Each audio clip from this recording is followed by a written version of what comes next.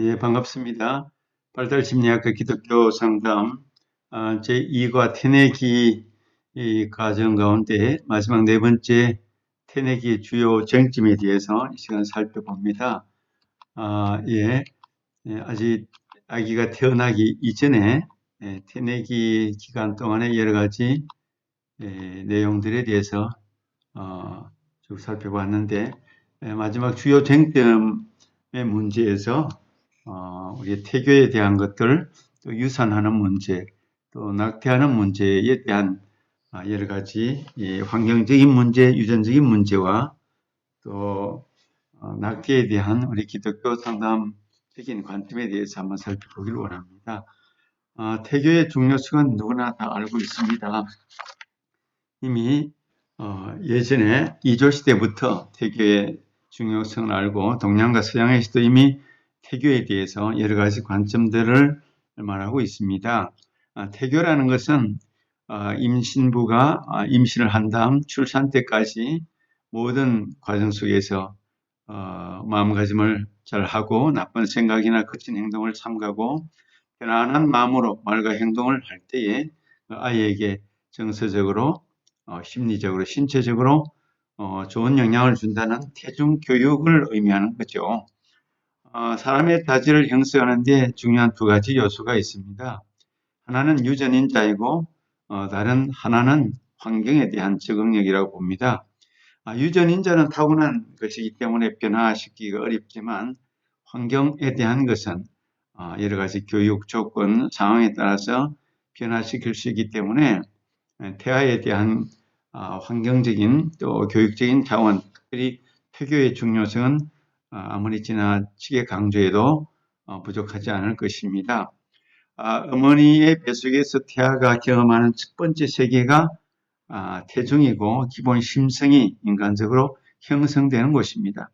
그래서 뱃속에 아기는 이미 임신 4개월경부터 엄마의 기쁨, 우울 같은 감정을 느끼기 시작한다고 합니다. 7개월경 되면 엄마의 배 바깥 세상의 소리를 잘 듣게 되고 엄마와 아기가 하나의 존재처럼 공유하는 그런 세상을 갖고 있습니다. 그래서 태교가 아주 중요한 것이 되죠.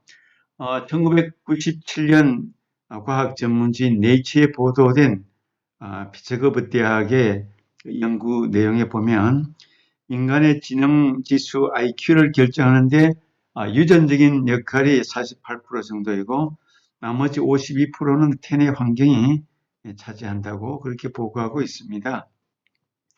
어머니의 태내에서 충분한 영양 공급과 평안한 마음 상태, 유해 물질에 대한 차단 이런 것들이 아주 중요한 영향을 미칩니다. 그래서 전통적으로 말하는 태교도 대단히 중요하죠. 여기서 태담 태교라고 했는데 태담이라는 것은 담은 상담할 때 담처럼 얘기를 나눈다. 얘기하고 태중이 얘기하고 이야기를 나누는 그런 것을 뜻하죠. 그래서 어머니와 아기가 뱃속에 있는 아기가 어머니와 함께 이야기를 나누는 태담 태교. 이것은 어머니의 부드러운 음성으로 아기를 향해 노래를 불러준다든지 아기와 함께 대화하는 것이 아이에게 정서적인 안정을 주고 사회성 발달에 태어나서 큰 영향을 미친다는 것입니다. 태담은 일상에서 겪는 소소한 사건에 대한 느낌, 또 이야기 이런 것이 아기에게 그대로 대화하듯이 이야기하는 그런 방법이라고 보면 됩니다. 그래서 태담 태교도 잘한 그런 아기는 그런 교육을 잘 받은 아기는 태어나서도 안정적이고 또 여러 가지 감정적인 표현이나 울분을 터뜨리지 않는 온화한 그런 성품을 보여준다는 것입니다. 서양의 태교가 있고 동양의 태교가 있는데 서양은 주로 육체적인 건강을 많이 강조합니다. 그래서 육체적인 건강한 태아에 초점을 맞춘다면 동양의 태교는 임산부의 정서와 태도에 강조점을 두고 있는 것을 봅니다. 그래서 동양의 태교가 정적이라면 서양의 태교는 좀 동적인 그런 측면이 있습니다. 그래서 우리나라 동의보감에 보면 한의학적인 측면에서 임산부들이 금기해야 할 약물, 음식, 태아의 태중 발육 성장에 대해서 자상하게 이야기하고 있습니다. 태아의 오감 능력과 태아의 반응, 출생 후의 영향에 대해서 여러 가지 과거의 자료나 교육이나 현대적인 것이나 큰 차이가 없을 만큼 중요성은 다 함께 강조하고 있는 것이죠. 이제 태남태교 외에 또 음악태교라는 것이 있습니다. 엄마의 심박동 소리가 태내에 있는 아기가 들을 수 있는 최초의 그런 소리이기도 하고, 또 심박동 소리가 늘 들리기 때문에 그 소리에 가장 아기는 편안함을 느끼고 안정감을 느낄 수 있을 것입니다. 그래서 음악 소리도 심박동 소리와 유사한 빠르기의 음악, 또 유쾌하고 경쾌한 음악이 더 좋다고 보죠. 너무 느린 음악이나 음울한 음악은 별로 큰 도움이 되지 않을 수 있습니다. 그래서 아이의 감수성과 집중력에 음악이 많은 도움이 된다고 봅니다. 아기는 태어나서 어머니 뱃속에서 들었던 그 소리를 금방 기억하고 그게 귀를 기울이고 또 친숙하게 되는 경향성이 아주 강한 거죠. 운동태교라는 것도 있습니다. 이제 요즘엔 운동을 많이 강조하는 시대입니다. 운동이 이제 산모에게 순산에도 도움이 되고 태아의 뇌에도 여러 가지 활성화된 산소 공급이라든지 여러 가지 좋은 영향이 있는데 뇌에서 알파파가 나오기 때문에 뇌가 활성화되고 산소가 충분히 공급되면 여러 가지 알파파로 인하여서 엔돌핀이라든지 좋은 호르몬이 분비가 되므로 긍정적인 성격, 따뜻한 성품으로 자랄 수 있는 그런 환경을 만들어 줄 수 있는 장점이 있고, 또 수영태교, 요가태교 같은 요즘에 또 이렇게 강조되는 운동의 다양한 방법들도 산모에게 도움이 될 것입니다. 부성태교라고 하는 것은 그 아기가 태내에서도 남성들의 목소리에도 민감하게 반응을 한다고 합니다.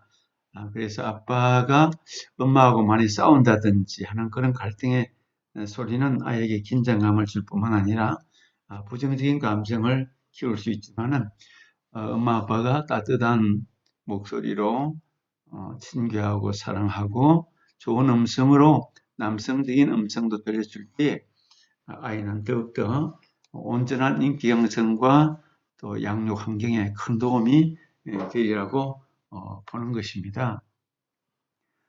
조선 후기에 사주당 이씨가 태교에 대한 그런 글을 남긴 것이 태교신기라는 책이 있는데 이조 후기였지만 태에 대해서 여러 가지 종합적인 기록들이 있습니다. 이 책에 보면 어머니가 낳고 아버지가 낳고 어머니는 기르고 스승이 가르치는 것은 모두 하나의 일이다. 명의는 병이 생기기 전에 미리 다스리고 잘 가르치는 자는 태어나기 전부터 시작한다.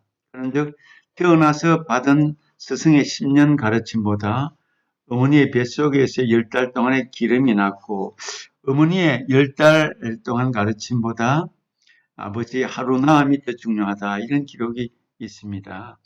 그래서 부성적인 태교 또 어머니의 모성적인 태교도 대단히 중요할 수 있다는 것을 일찍부터 그렇게 깨닫게 된 것이죠. 그 다음에 이제 유산의 문제가 있습니다. 유산의 문제는 태아가 생존 가능한 시기에 임신이 종결되는 것을 말하죠. 임신이 종결되어서 이제 생명이 태어날 수 없는 그런 상태로 일단 두 가지 인공유산, 자연유산이 있습니다. 인공유산은 우리가 아는 대로 생존 능력을 갖기 이전에 약물이나 수술로 임신을 종결시켜 버리는 것입니다. 모자 보건법이 그래서 만들어져 있는데 거기 14조에 보면 인공 임실 중절 수술의 허용 한계가 분명히 정해 놓고 있습니다. 함부로 임신 중절 수술을 못하게 하는 거죠. 어떤 경우가 있는가 하면 허용이 가능한 것이 산모가 정신적으로 신체적으로 큰 질환이 있어서 여러 가지 큰 심각한 문제가 야기될 때, 또 강간에 의해서 임신이 되었을 때, 혼인할 수 없는 혈족이나 친인척 간의 그런 임신이 이루어졌을 때, 또 산모의 생명이 위험할 때 등과 같은 이런 특수한 경우에 모자보건법에서는 인공유산을 허락하는 그런 법이 있습니다. 또 자연유산의 경우는 한 80% 이상이 일반적으로 임신되고 난 다음에 12주 이내에 발생한다고 보고 있습니다. 자연유산은 주로 출혈이 많고 또 복통이 이제 일어나게 되는데, 그 원인으로 폐하에 염색제 이상이 있다든지 산모의 신체적인 문제가 있다든지, 산모가 흡연이나 음주 등의 환경적인 문제로 인해서, 또 그 기타의 여러 가지 요인들에 의해서 자연유산이 일어날 수가 있습니다. 일반적으로 산모 가운데 한 20% 정도가 자연유산을 일반적으로 경험한다고 합니다. 또 어떤 경우는 유산을 반복적으로 하는 여성들도 있고 습관성 유산을 겪는 그런 경우도 있습니다. 이런 경우에 유산이 일어났을 때 산모의 심리, 정신 상태, 건강 어떠할 것인가, 이것을 돌보는 것이 기독교 상담자의 입장이고, 또 상담자는 이런 곤궁에 처해 있는 산모, 또 인공유산이나 자연유산을 겪은 산모를 어떻게 대하고 어떻게 지지해주고 어떻게 공감할 수 있을 것인가에 대한 고민을 할 수가 있습니다. 산모에 대한 돌봄, 위로, 상담적인 치료가 필요할 수가 있겠죠. 그렇습니다. 기독교 상담자는 항상 인간에 대한 관심, 올바른 인간에 대한 관심이 무엇보다도 필요한 그런 면에서 보는 것입니다. 기독교 상담은 일반적으로 예수님의 관점에서 바라보는 것이죠. 예수님의 관점에서 모든 것을 보면서 한 인간의 문제를 그리스도 안에서 하나님의 말씀의 방법으로 해결하고 풀어나가는 그런 관점입니다. 성경은 인간은 죄가 있고 하나님으로부터 멀어지고 관계가 단절되었지만, 그리고 죄성으로 인하여 전적인 부패와 타락을 경험한 인간이지만은 예수 그리스도를 통하여 하나님이 보내시는 메시아 구세주 예수 그리스도를 통하여 다시 회복의 은혜가 임한다는 것을 말씀해 줍니다. 그래서 문제를 만난 내담자가 여러 가지 죄의 문제, 관계의 문제, 영성적인 문제가 있다 할지라도 그로 하여금 다시 예수 그리스도의 관점에서 예수 그리스도를 믿고 주님 품 안에 돌아온 탕자와 같이 그를 긍휼과 사랑으로 바라볼 때 다시 회복의 은혜가 있음을 가르치고 또 도와주는 그런 상담자의 관점이라고 볼 수 있습니다. 예를 들어서 수가성 여인이 남편이 5명이나 있었지만 그러나 예수님을 만나서 그가 참 구세주를 영접함으로 인하여 그의 깨어진 삶이 회복되고 다시 사명이 있는 여성으로 거듭나는 것처럼, 기독교 상담은 인간의 문제를 문제로 보지 않고 그리스도 안으로 끌고 들어와서 하나님의 말씀의 빛으로 새로운 관점으로 세상을 보고 문제를 보고 새로운 희망의 사람으로, 희망의 상담으로 이끌어가는 것이 기독교 상담의 관점입니다. 그런 의미에서 또 낙태에 대한 성경적인 관점을 우리가 한번 살펴볼 필요가 있습니다. 성경은 낙태에 대해서 여러 가지 차원에서 우리 교훈을 해줍니다. 성경 말씀에는 이미 임신 초기에 있는 여자를 아이와 함께 있다고 그렇게 인정을 하는 말씀이 있죠. 동정녀 마리아가 예수님의 어머니로 선택되었을 때에 천사가 와서 내가 숫대하여 아들을 낳으리니 누가복음 1장 31절의 말씀입니다. 이미 태어나기도 전에 한 생명이 수태할 것이라는 그런 말씀이 있고, 또 성경에는 구약 성경에 보면 임신이 불법적인 관계에 의한 것일지라도 그 생명의 가치는 결코 의문시되지 않고 귀중히 여김을 받은 것을 알고 있습니다. 창세기 29장에 보면 롯의 딸 두 딸과 아버지가 근친 상간에 의해서 자녀를 낳았지만 그 후손들이 암몬과 모압의 자손이 된 것을 알고 있습니다. 또 바세바도 다윗과 간음에 의해서 자식을 낳게 되었지만 하나님의 또한 긍휼을 입게 된 것을 볼 수가 있습니다. 종교개혁자 요한 칼빈은 낙태에 대해서 이런 말을 남겼습니다. 태아는 비록 어미의 자궁 안에 쌓여 있지만 이미 인간이다. 그리고 그 태아가 절기기를 시작도 아니한 생명을 아니한 그 생명을 빼앗는 것은 엄청난 제약이다. 사람의 집이 가장 안전한 피난처이기 때문에 사람들이 들에서 죽이는 것보다 자기의 집 안에서 죽이는 것이 더 끔찍한 일이라면 태아가 세상에 나오기도 전에 자궁 안에서 죽이는 것은 확실히 더 잔인한 일로 생각된다. 이런 말을 칼빈이 남겼습니다. 성경은 하나님의 생명을 형성하는 모든 창조 과정에 전적으로 활동하시고 간섭하심을 말씀하고 있습니다. 창세기 29장에 보면 야곱의 어머니인 레아에 관한 기록에 있어서 야곱의 아내인 레아에 관한 성경에서 여호와께서 레아에게 총이 없음을 보시고 그의 태를 여셨으나 레아가 잉태하여 아들을 낳고 이런 말씀을 기록하고 있습니다. 하나님께서 한 생명에 대해서 간섭하시고 주관하신다고 말씀합니다. 이사야서에는 하나님께서 너를 지으시며 너를 못되어서 조성하고 너를 도와줄 여호와가 말하리로다 이렇게 말씀하고 있습니다. 하나님의 못되어서 이미 하나님의 능력 손길로 그 생명을 보존하고 유지하고 탄생케 하신다. 성경은 태어나지 않은 아이에 대한 계획도 하나님이 갖고 계심을 말씀하고 있습니다. 예레미야에 대해서 내가 너를 복중에서 찍기 전에 너를 알았고 내가 태에서 나오기 전에 너를 구별하였고 너를 열방의 선지자로 세우노라. 모든 것이 하나님께서 계획하신 것을 성경은 교훈해 주고 있습니다.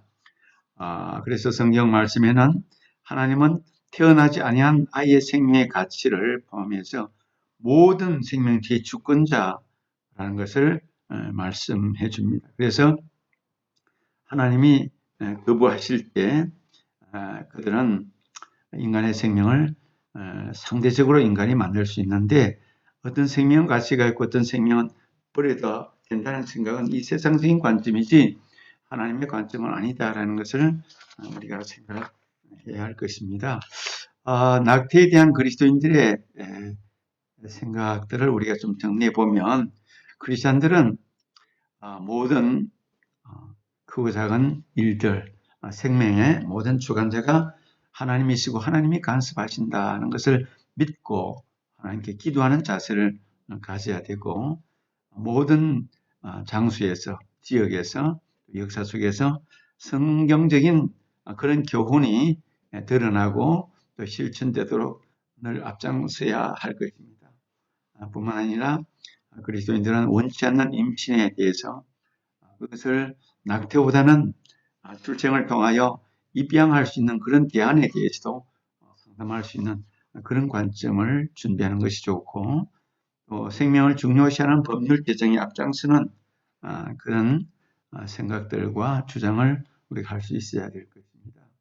뿐만 아니라 과거에 낙태를 했거나 낙태하는 일에 참여했던 일에 대해서 무거운 후회와 죄책감에 시달리는 사람들이 있다면 그걸 긍휼히 여기고 불쌍히 여기며 하나님의 크신 사랑, 십자가의 사랑으로 위로해주고 죄 씻음을 받고 다시 일어설 수 있도록 돕는 자의 역할을 할 수 있는 그런 상담자가 되어야 할 것입니다. 이렇게 우리가 2장 태내기의 여러 가지 문제들 또 과정들에 대해서 이 장에 살펴보았습니다. 한 생명이 이 땅에 태어나기 전에 어머니 뱃속에서 또 10달 동안 있으면서 또 관계되는 여러 가지 윤리적인 문제도 있고 또 환경적인 문제, 유전적인 문제, 또 기독교 상담적인 관점의 여러 가지 문제들도 있습니다. 이것에 대하여 계속해서 우리가 고민해야 합니다. 학문적으로 도전하고 새로운 관점과 의견을 우리가 준비해 나가는 그런 학문이 되어야 할 줄로 압니다. 오늘 여기까지 하겠습니다.